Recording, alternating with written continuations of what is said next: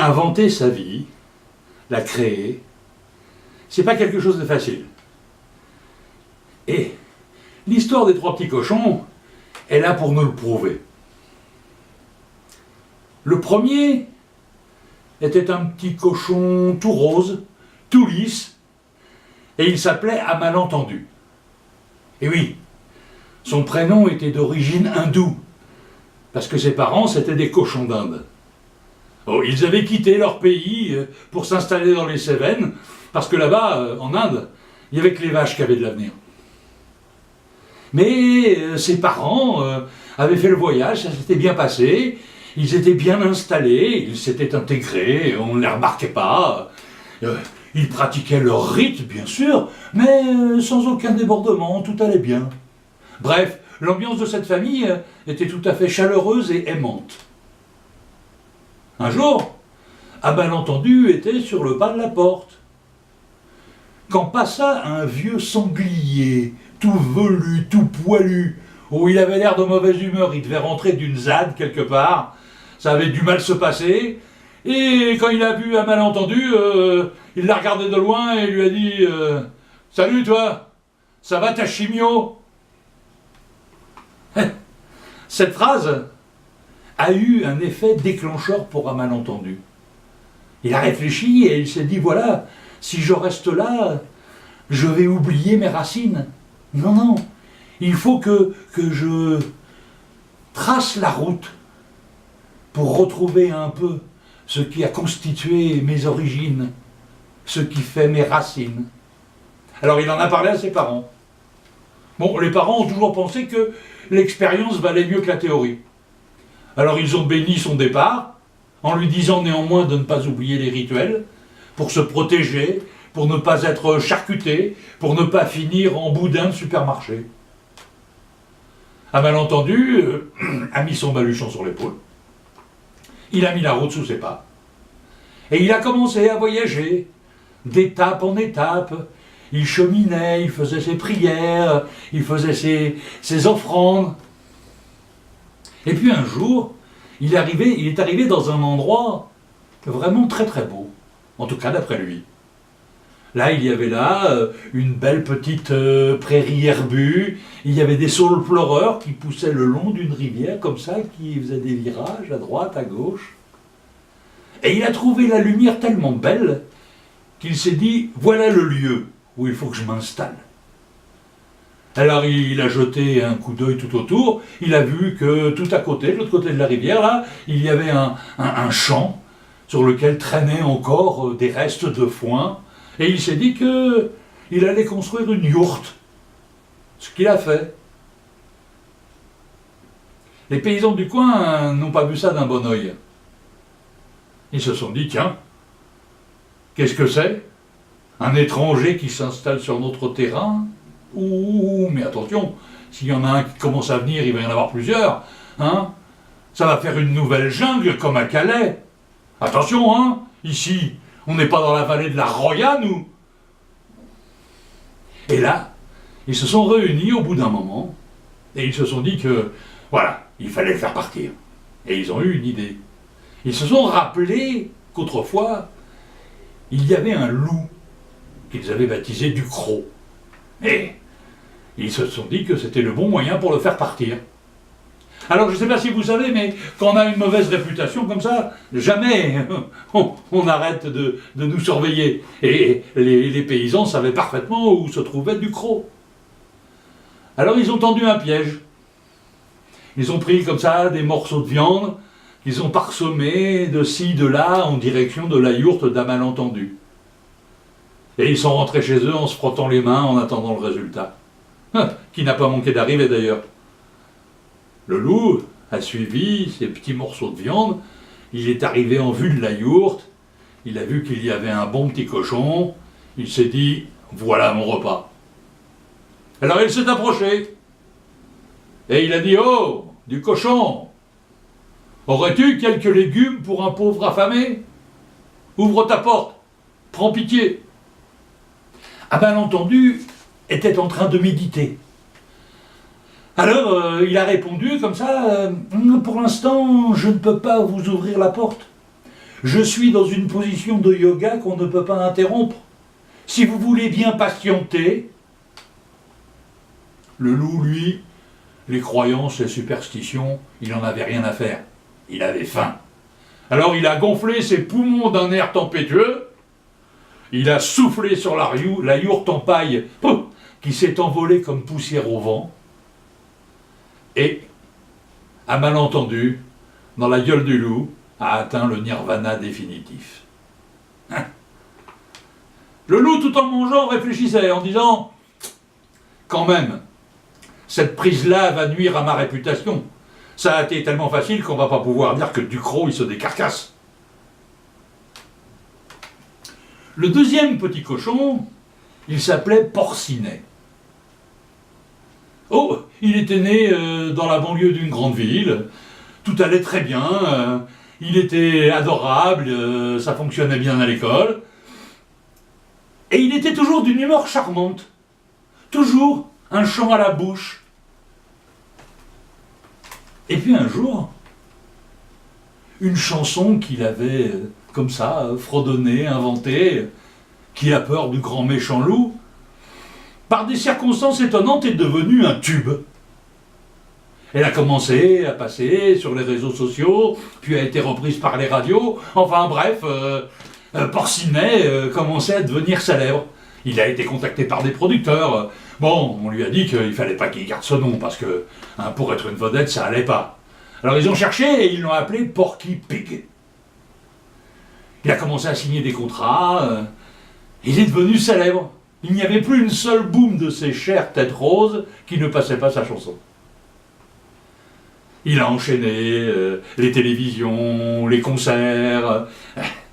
Et c'est justement au cours d'une émission de télévision qu'il y a eu un événement très important. Là, il a croisé Miss Peggy. Et Miss Peggy, dès qu'elle l'a vu, elle a ressenti le même coup de foudre que Porky Pig. Alors, elle a quitté immédiatement le Muppet Show, et elle a commencé à vivre avec Porky Pig. Ils ont fait ensemble les tournées, les promenades, les hôtels, enfin bon, bref, ils vivaient leur vie de couple. Ils aimaient bien aller régulièrement à une auberge. Cette auberge, en plus, elle était bien nommée. Elle s'appelait la Truie. Oh, beaucoup d'artistes y allaient. Elle était tenue par un certain Schubert. Ce Schubert se débrouillait pour que, effectivement, cette auberge ait à la fois une réputation artistique et une réputation underground. D'ailleurs, à chaque fois qu'ils allaient en concert, tous les musiciens leur rappelaient l'existence de cette auberge. Tout le monde leur parlait de la Truie de Schubert. Et c'est malheureusement dans ce lieu qu'un soir, alors qu'ils étaient là tous les deux, un junkie bayonnais sous acide a fantasmé sur les cuisses de Miss Peggy. Il les a imaginées en jambon suspendu. Et la pauvre Peggy a fini ses jours sous un couteau de boucher. Désespéré, Porky Pig a laissé tomber le métier. Il s'est dit qu'il voulait rester avec son amour, alors il a pris le chemin lui aussi. Il a trouvé un jour une forêt de châtaigniers, se disant que bon, là, il aurait de quoi manger régulièrement. Alors, avec les branches, il s'est construit une cabane. Il s'y est enfermé pour pouvoir méditer à sa Miss Peggy. Ducrot, de son côté, lui, avait vite compris que la bonne occasion qu'il avait eue ne se reproduirait pas. Alors, il s'est donc à nouveau mis en maraude. Il cherchait un repas, et c'est ainsi qu'il est tombé sur la cabane en bois de Porky Pig. Il s'est approché, et il a dit « Oh là, du cochon, aurais-tu quelques légumes pour un pauvre affamé? Ouvre ta porte et prends pitié !» Alors là, Porky Pig l'a carrément envoyé sur les roses. « Fuyez, passez votre chemin, je ne veux voir personne, les êtres humains ne sont pas dignes d'amitié, etc., etc. » Ducrot, lui, la dépression, la déprime, il s'en fichait. Il avait faim. Alors il a gonflé ses poumons d'un air tempétueux, et la cabane est partie comme une feuille morte sous la bourrasque. Et c'est ainsi que Porky Pig a été rejoindre Miss Piggy. Le troisième cochon, lui, il s'appelait Beb. Il n'avait pas eu la même vie que les deux premiers. Lui, il avait été élevé dans une cité HLM en Bretagne. Il avait connu la difficulté des logements peu spacieux. Il avait effectivement une cage de 3 mètres carrés, sans confort, sans sanitaire. Même les douches étaient collectives. Et puis, bon, la nourriture qu'il avait lui donnait des aigreurs d'estomac, de la farine animale, lui qui était végétarien. Et puis, le fait qu'il imagine qu'au moment de la salaison, on allait le remplir d'acide nitrique, il ne supportait plus. Il s'est dit, il faut que je m'évade. Et il a profité d'un jour où il y avait une manifestation. Des jeunes chevelus avaient là débarqué, invoquant les histoires d'algues qui envahissaient la mer, bref. Ça a été un petit peu la panique dans l'élevage, et il a profité de ce moment-là pour s'enfuir. Et comme il avait eu une enfance difficile, la première chose qu'il s'est dit, pour compenser l'étroitesse des logements qu'il avait eus, il s'est dit qu'il allait se construire une très belle maison. Alors il a cherché un terrain abandonné, et puis après l'avoir trouvé, il a commencé à le débroussailler, à le dépierrer, et puis, avec les pierres, une à une, il a commencé à monter sa maison. Quand la dernière tuile a été posée, Beb était très heureux. Enfin, il avait un chez lui. Il s'est dit, bon, maintenant comment je vais assurer mon existence? Oh, bien sûr, il aurait pu devenir cochon de berger, il était aussi intelligent qu'un chien, ça il pouvait le faire. Mais, il n'avait pas confiance aux hommes. Il se disait que, aveugles comme ils étaient capables de lui tondre la laine sur le dos. Et il s'est dit, mais, puisque j'ai déjà débroussaillé et dépierré un terrain, si je devenais agriculteur, je pourrais assurer ma subsistance. Et là, il a commencé à labourer, à herser, à semer, et je peux vous garantir que les soupes qu'il se faisait cuire dans son chandreau dans la cheminée étaient absolument délicieuses. C'est à ce moment-là que Ducrot, toujours en quête de repas, est arrivé. Il a frappé à la porte. « Oh là, du cochon! Aurais-tu quelques légumes pour un pauvre affamé? Ouvre ta porte et prends pitié. » Beb a tout de suite senti le piège. Et, au lieu de faire le bravache, comme certains le font, lui, il a opté pour la ruse. Il a répondu « Oh, hélas, bon ami, je ne peux vous ouvrir ma porte. Je suis atteint d'une maladie contagieuse et dangereuse. » Eh oui, ça s'appelle la misanthropie. Alors vous comprendrez bien que pour votre sécurité, il vaut mieux que vous continuiez votre chemin et alliez chercher un donneur beaucoup plus sain que moi. Le loup, lui, il se croyait immunisé pour tout et il avait faim. Alors il a rempli ses poumons d'un air tempétueux, il a soufflé sur la maison, qui n'a pas bougé d'un poil. Il s'est dit, tiens, je perds de la capacité pulmonaire, je devrais moins fumer. Alors il a mieux rempli ses poumons d'un air tempétueux, il a soufflé à nouveau, toujours rien. Il les a remplis encore plus, il a soufflé, même les chambranles des fenêtres ne bougeaient pas d'un pouce. Et comme il connaissait l'histoire de la grenouille, qui avait laissé la peau à force de se remplir d'air, lui aussi il s'est dit, tiens, je vais faire la ruse. Et je connais un savant, un médecin, qui pourrait parfaitement venir à bout de votre maladie. Il habite dans la forêt de Brocéliande. Oui, c'est un korrigan. Il a suivi des études intergalactiques. Il s'est formé dans d'autres dimensions de l'espace. Il s'appelle Maître Yoda. Je connais le chemin, je pourrais vous y conduire. Beb, derrière la porte, lui a dit « Ah bah écoutez, c'est une bonne idée. Mais comme aujourd'hui il se fait tard, revenez demain, nous irons ensemble, je prendrai quelques provisions pour la route. Et là, Ducrot, il est parti en se frottant les pattes, pensant que le piège fonctionnait, en disant l'imbécile, il va même me fournir la garniture du plat que je vais déguster. Le lendemain, il est revenu. Il a frappé. Et là, Bèbe lui a dit, hélas, cette nuit, j'ai été frappé d'une grande insomnie. Aussi, sur Internet, j'ai réussi à joindre Maître Yoda.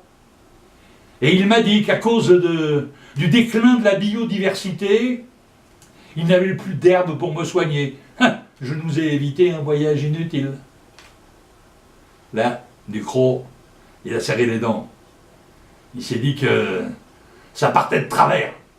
Mais une volonté était là en lui. Il se disait, je l'aurai, un jour je l'aurai. Et là, il lui a dit, oh mais attendez, j'y pense. Au marché du village demain, il y a un apothicaire, connu de tout le monde, qui conserve des herbes depuis des générations et des générations.